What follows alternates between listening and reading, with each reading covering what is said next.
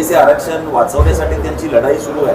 सरकार जाणीवपूर्वक या मराठा आणि ओबीसी आरक्षणाच्या संदर्भाने हलगर्जीपणा करते असं बघा. या राज्यातील जे एकूण सामाजिक सलोखा होता तो पूर्णतः उद्ध्वस्त करण्याचं काम फडणवीसाचं सरकार आल्यापासून सुरू झालं आणि सत्तेच्या लालसेपोटी विविध समाजाला आरक्षणाचे आश्वासन या लोकांनी दिले. धनगर समाजानं सांगितलं आम्ही पहिल्या कॅबिनेटमध्ये तुम्हाला आरक्षण देऊ, ते ट्रायबलमधून देऊ. मराठा समाजानं सांगितलं आम्ही तुम्हाला आरक्षण देऊ. हे सगळी जी काही Maratha versus OBC, Dhangar versus tribal, ही सर्व सरकार पुरस्कृत लावलेली आग आहे असं मी मानतो. आणि या पुरोगामी राज्यामध्ये, फुले शाहू आंबेडकर साहेबांच्या राज्यामध्ये, छत्रपती शिवरायांच्या राज्यामध्ये कधी असा जातीय तणाव निर्माण झालेला नव्हता. आपापसात माणसं उभी झाली नव्हती. परंतु या सरकारच्या चुकीच्या धोरणामुळे आज ही परिस्थिती निर्माण झालेली आहे. आणि आमचे हाके उपोषणाला जे बसले त्यांचं मत असं आहे की आम्हाला लेखी स्वरूपात द्या, ओबीसीच्या आरक्षणाला धक्का लागणार नाही आणि ओबीसीचं आरक्षण कुठेही कमी होणार नाही. संविधानिक जे आरक्षण ओबीसीला मिळालं आहे त्याचं संरक्षण होईल. बरं, हेच मुख्यमंत्री म्हणतायत, हेच उपमुख्यमंत्री म्हणतायत. मग त्यांनी लेखी स्वरूपामध्ये 2 मंत्री पाठवा आणि ते लेखी त्यांना कळवा की तुमच्या मागण्या आम्ही मान्य करतो आणि उपोषण मागे घ्या. हे मी मुख्यमंत्र्यांना भेटलो, आपला बोललो, मी देवेंद्रजींना बोललो, एकनाथजी शिंदेना बोललो की तुम्ही लगेच हे संपवा. पण केवळ हे गोष्टी करतात, बोलतात. आता काय आहे, आग लावता येते, विझवताना वेळ जातो. याने एका माचीसने आग लावून टाकली महाराष्ट्रात. मराठवाड्यामध्ये काही जिल्ह्यामध्ये ओबीसी आणि मराठामध्ये व्यवहार बंद झाले. जो समाज एकमेकांचा सुखदुःखाचा सोबती होता तो एकमेकाचा वैरी करण्याचं पाप या राज्यामध्ये या नालायक राज्यकर्त्यांनी केलेलं आहे. याचं पाप यांना भोगावं लागेल. स्वतःच्या स्वार्थासाठी, मताच्या पोळी शेकण्यासाठी कुठल्याही स्तराला जाऊन लोकांची फसवणूक करायची, हे जो काही करंटेपणा केला आहे हे फार यांना माफ करण्यासारखं नाही आहे. आणि म्हणून मी ओबीसी समाजामध्ये जी असुरक्षितता निर्माण झाली काही विषयावरून, तर हे सरकारचं काम आहे. दोनही समाजाला न्याय देण्याची जर तुम्ही भाषा करताय तर त्यांना न्याय द्या. दोघेही तुम्ही जाऊन आंदोलन सोडवा. आणि आंदोलन कोणत्याही समाजाचा माणूस करो, त्याच्यात सगळ्यांना समानच ते दिली पाहिजे, भूमिका स्वीकारली पाहिजे. ते कोणाचंही आंदोलन असो. मी जरांगे पाटलांच्या सुद्धा आंदोलनात गेलो होतो, उपोषण मंडपाला भेट दिली.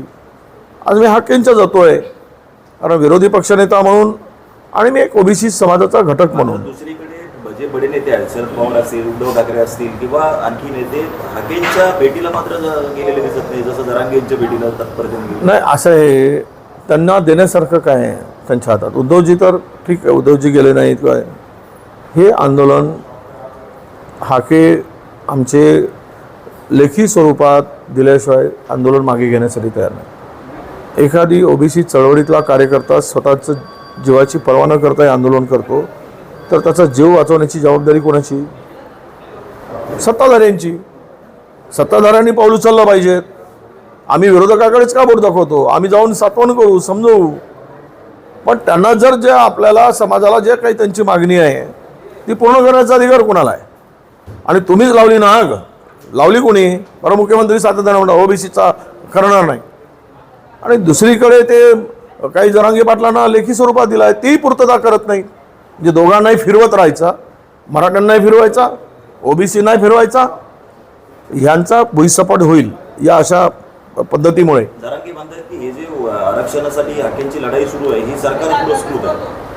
आता मला माहीत नाही, सरकार पुरस्कृत असतील तर तो त्यांचा अधिकार आहे त्यांना बोलायचा. मी त्यावर अधिक काही बोलणार नाही. पण हाकेन हे ओबीसी चळवळीतले कार्यकर्ते होते, माझ्यासोबत काम करणारे कार्यकर्ते होते. आणि मागासवर्गीय आयोगावर मीच त्यांची नेमणूक केली होती मंत्री असताना, ओबीसी मंत्री असताना. प्राध्यापक आहे, अभ्यासू आहे, समाजाचा समाजाच्या प्रश्नाची जाण आहे. म्हणून अशा अभ्यासू व्यक्तीला पुढे न्यावं म्हणून मी त्यांना त्या ठिकाणी नेमलेलं होतं.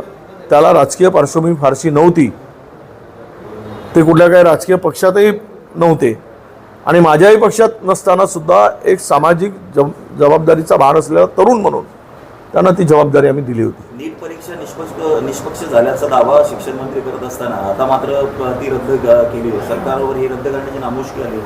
काय झालं, काय कळतं काय यांना दिल्लीतल्या लोकांना? लोकांची माणसं फोडा, घर फोडा आणि शासकीय यंत्रणांचा वापर करून सत्ता मिळवा, याच्या पलीकडे यांचं डोकं चालतं काय? त्यांचंही चालत नाही आणि राज्यातलंही चालत नाही. परवा हसन मुश्रीफच म्हणाले नीट परीक्षेमध्ये गोंधळ झाला आहे. सर्वोच्च न्यायालयाने सांगितलं आहे की 1% जरी त्यामध्ये काही आपल्याला डाऊट असेल तरी ते आमच्या पुढे आणा, आम्ही त्यावर निर्णय घेऊ. आणि स्पष्ट आहे या नीटमध्ये गोंधळ झाला आहे. काल एक बिहारच्या तरुणींचा एक व्हिडिओ व्हायरल होतो आहे. ती तरुणी सगळी कथा सांगते, ती व्यथा सांगते आपली आणि ती रडत असताना आपल्याला सगळं पाहिलं. मी यापुढे कधीही ते डॉक्टर होण्याचं स्वप्न बघणार. उद्या नीटमध्ये जर गोंधळ झाला आणि मेरिटचे स्टुडंट डावलले, मेरिटचे विद्यार्थी डावलून जर डॉक्टर व्हायला लागले तर उद्या समाजाचं काय व्हायचं? उद्या हे भलतेच MBBS झाले तर रोगी तर पटापट मारायचंच काम करतील.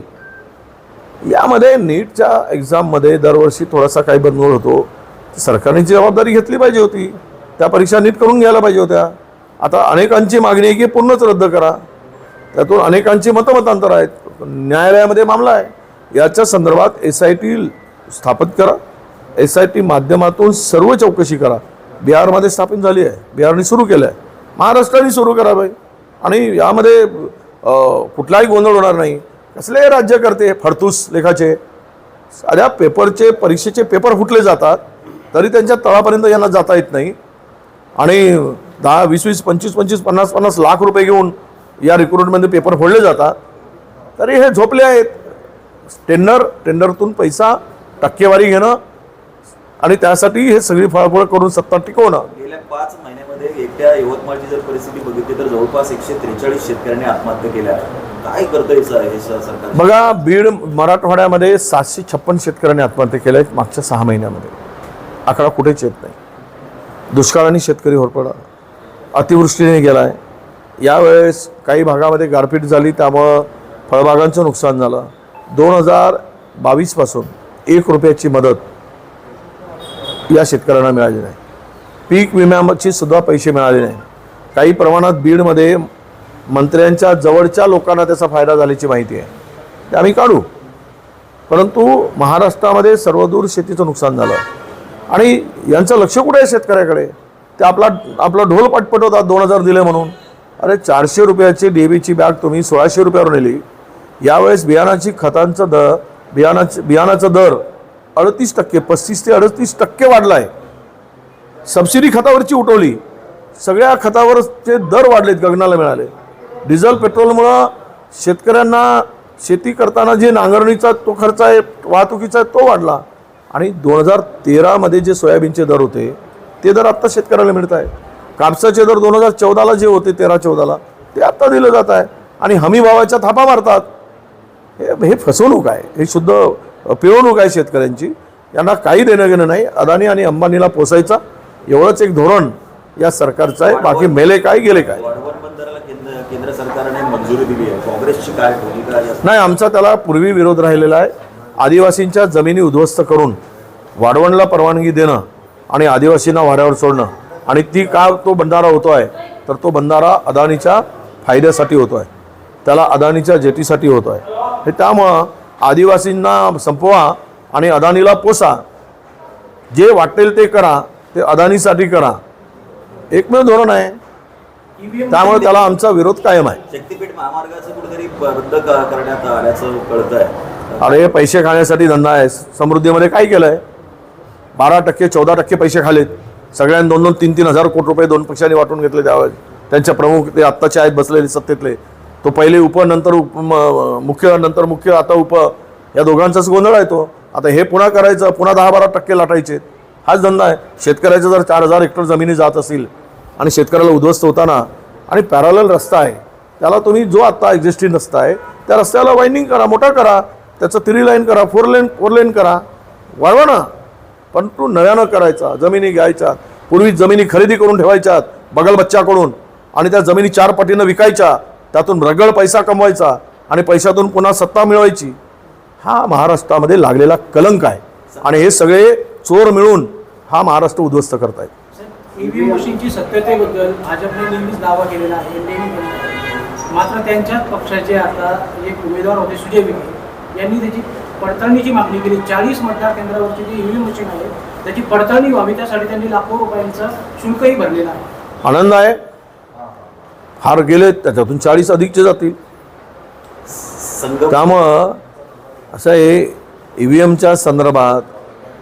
आता मला वाटतं की आमचे हे कोण ते याचं स्टेटमेंट ॲलन मस्कचं स्टेटमेंट आलं आहे. एवढा विद्वान माणूस तो पण म्हणतो याच्यामध्ये काय गोंधळ आहे. देशातील 79 जागा या नरेंद्र मोदी सरकारच्या 1000 मतांनी जिंकल्या आहे. 1000 फक्त. आणि लोकांच्या संदर्भात जर सत्ताधाऱ्यांचा डाऊट असेल, विरोधकांचा डाऊट आहे, तर एकदा करून टाका. पाश्चात्य देशांनी, प्रगत देशांनी याच्यावर बॅन आणलेला आहे. त्यामुळे हे काही होऊ शकत नाही वगैरे यावर नाही विश्वास. ठीक आहे, ज्यांनी काळजी घेतली, ज्यांनी त्याच्यामध्ये थोडा लक्ष घातलं, तिथे काही गोंधळ होणार नाही. पण कमी मार्जिनमध्ये काही गोंधळ होण्याची शक्यता जी काही वर्तवली जाते, तर हे झालं पाहिजेत. मला वाटतं की सुजय विखेंचं अभिनंदन केलं पाहिजे. देशातील लाखो लोकांच्या मनामध्ये जी काही चर्चा आहे किंवा ज्याबद्दलचा डाऊट आहे, तो डाऊट क्लिअर करण्याचं काम विखेच्या माध्यमातून होत आहे.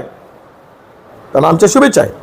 संघ मुखपत्र असेल किंवा भाजपचे नेते असतील, आता शिंदे गटाचे नेतेही पराभवाचं खापर अजितदादांवर फोडताना दिसत आहेत. रामदास कदम म्हणतात की दादा थोडे दिवस आले नसते तर बरं झालं असतं. असं आहे, वाऱ्याला जायची काठी धोतराला का चिपकवली आणि धोतर फाडून घेतलं. आता काय उघडा भाग पडतो आहे तर ओरडलं जात आहे. तुम्ही ज्यांच्यावर आरोप केलात, माहीत होतं आरोप केले, तर मग सोबत का घेतले. हे सगळे आता ते कोणीतरी म्हणाले ना, भारतीय जनता पक्षाचे जवळपास 48 जागावर त्यांचे उमेदवार मागे पडले महाराष्ट्रामध्ये. 48. मग ते कोणामुळे झालं? मराठवाड्यात कोणामुळे, विदर्भात कोणामुळे झालं? अजितदादांचा प्रभाव होता काय? आपल्याला स्वतःचं पाप लपवायसाठी, स्वतःचं अपयश लपवायसाठी कोणाला तरी टार्गेट केलं जातं. आता साप कोण आहे? अजित पवार आहेत, कारण ज्यांच्याकडे एकच खासदार आहे म्हणून त्यांना कदाचित टार्गेट केलं जात असेल.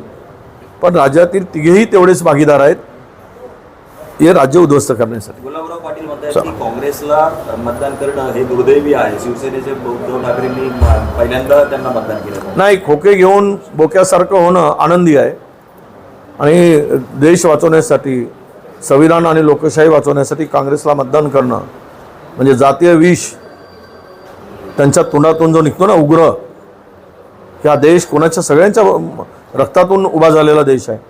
जर काँग्रेसनी सर्व लोकांच्या, सर्व धर्माच्या सन्मानांची भाषा केली तर काँग्रेसला मतदान करणं काय म्हणले ते देश दुर्दैवी आहे.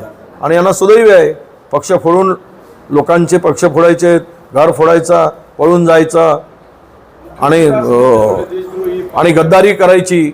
गद्दारी करून परत नाकाने कांदे सोलायचे आणि त्याला दुर्दैवी म्हणायचं. वारे पट्ट्या म्हणा, आम्ही त्याला म्हणतो. वारे, आमच्याकडे म्हण आहे, वारे पट्ट्या. चांगला आहे तुझा. मुख्यमंत्र्यांनी काल जी आकडेवारी दिली मुसलमानांवर टीका करताना देशद्रोही पाकदार्जिने असं देखील म्हटलं गेलं. ते देखील मतदार आहेत, पण अशा पद्धतीने मुख्यमंत्र्यांना वक्तव्य करणे योग्य आहे? हे बघा, यांना जनतेने नाकारलं आहे. हे मतांचं ध्रुवीकरण करून यांना माहिती आहे की हिंदू मुस्लिम जातीय धार्मिक तेढ निर्माण केल्याशिवाय आपली पोळी शेकता येत नाही. पण अशा म्हणजे बेजबाबदार आणि पोरकट, मी म्हणतो त्याला, अशा वक्तव्यांना जनता भीक घालत नाही. कोणी महाराष्ट्रातील जनता ही पुरोगामी विचाराची आहे. छत्रपती शिवरायांच्या तोफखान्याचा प्रमुखसुद्धा कोण होता तेवढा विश्वास आहे. 4 लोक सगळ्याच ठिकाणी बदमाश असतात. याचा अर्थ पुण्याच्या धर्माला आणि जातीला बदनाम करणं हे पाप हे महायुतीच करू शकते आणि त्याचे हे गद्दारच करू शकतात. शिर्डी शहर काँग्रेस अध्यक्षावर जानेवारी महिन्यात हल्ला झाला. ते आरोपी आजही मोकाट फिरत आहे. कायदा सुव्यवस्था कोणावर हल्ला झाला? शिर्डी शहर काँग्रेस शेजारी बसून आम्ही वाट पाहतो 4 महिन्यांनी. सत्तेचा दुरुपयोग करून तुम्ही ज्या पद्धतीनं हे सगळं केलं आहे तर त्याचं प्रायश्चित्त भोगावं लागलं ना. पैसा, संपत्ती, धन कुछ काम नहीं आता है, नाम काम आता है.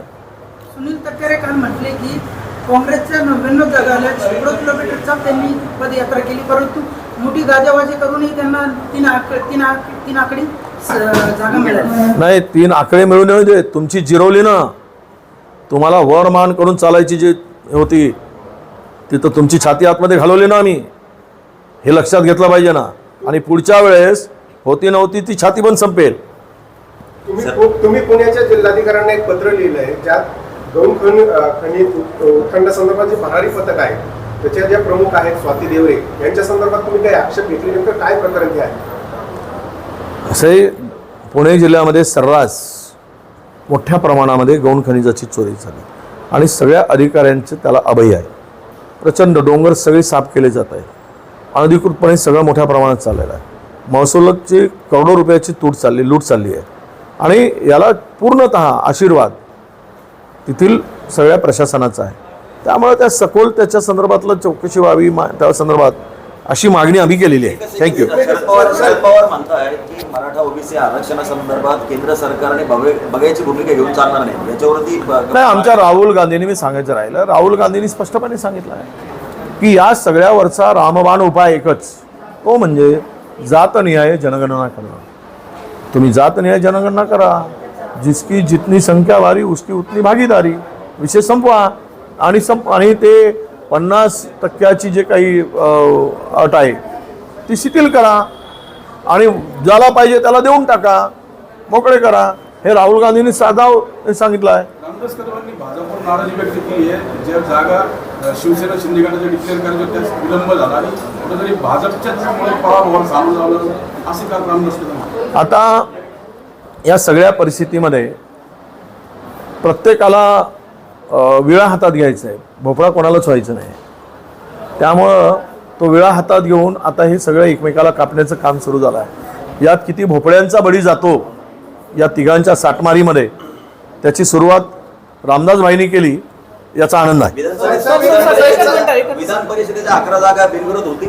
काँग्रेसचं काय? हे बघा, आम्ही म्हणण्यापेक्षा चर्चा आमची सुरू आहे आणि सत्ताधारीची त्यामध्ये संख्यानुसार जर तयारी असेल तर आम्ही त्यामध्ये अनपोज व्हावीत अशी आमची इच्छा आहे. तुम्ही पुण्यात जरी स्वाती देवरेंची चौकशीची मागणी केली असली तरी तिची कारवाई आहे किंवा पथकाची जी कारवाई आहे ती गोपनीय आहे. त्यामुळे ना प्रशासन माहिती देण्यास त्या ठिकाणी मला माहीत आहे, त्या संदर्भात लक्ष आहे. मी असेंब्लीमध्ये हा प्रश्न उपस्थित करेल आणि इथे जे काही छुपवाछुपी चालली आहे ते लपवण्याचं जे काही चाललं आहे त्यावर मी नक्की प्रकाश टाकणार आहे. गिरीश महाजन म्हणताय की सगळे सोयऱ्याचा कायदा टिकणार नाही. मग गेल्या 2 वर्षापासून मराठा समाजाला फक्त झुलवत ठेवलंय. म्हणूनच मराठा समाजाला झुलवत ठेवण्याचं काम 14 पासून सुरू झालं. जे होऊ शकत नाही ते त्यांना आश्वासन दिलं. समाजामध्ये त्यामुळं रोष निर्माण झाला आणि तुम्ही कायद्याचा अभ्यास करून कुठलाही निर्णय घ्यायला पाहिजे होता. भावनेच्या भरात होत नाही आणि तो घेतलेले निर्णय असतील तर उद्या टिकणार नसतील, गिरीश म्हणतात त्याप्रमाणे, तर मग लेखी स्वरूपात कशाला दिला, कशाला समजूत काढली? हे सर्व काही तुम्ही करताय.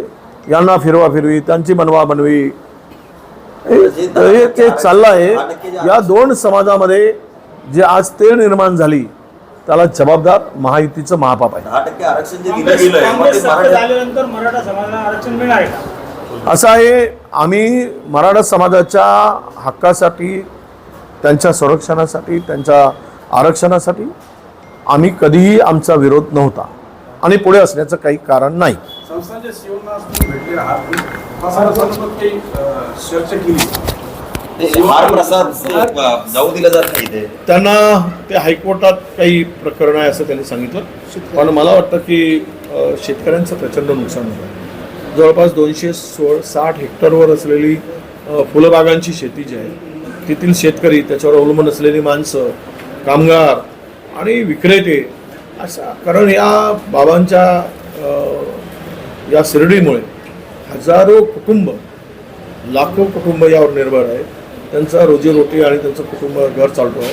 अशा वेळेस शेतकऱ्यांच्या संदर्भात विचार करून कामगारात जिथे काम करणाऱ्या कामगारांचा, छोटे मोठे किरकोळ दुकानदार आहेत त्यांचा विचार करून सुरू करावं अशी त्यांना मी सूचना केलेली आहे.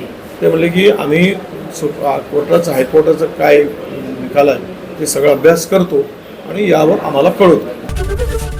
एबीपी माझा, उघडा डोळे बघा नीट.